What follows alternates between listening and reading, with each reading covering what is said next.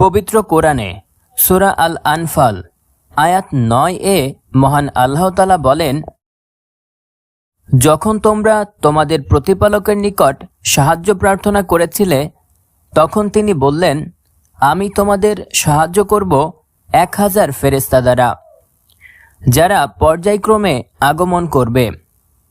মাত্র 313 জন সাহাবী, সামনে 1000-এর বিশাল কাফেলা, কিন্তু তাদের পাশে ছিল আল্লাহর সাহায্য। আল্লাহর আদেশে আকাশ থেকে নেমে এলো ফেরেশতারা।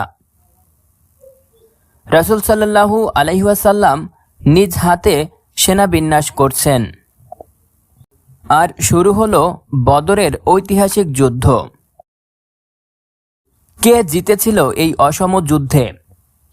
কিভাবে বিজয় এসেছিল এই ক্ষুদ্র বাহিনীর হাতে?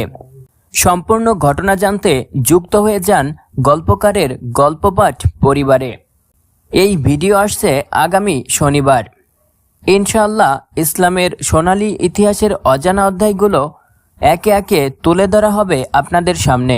সেই পর্যন্ত আমাদের সাথেই থাকুন।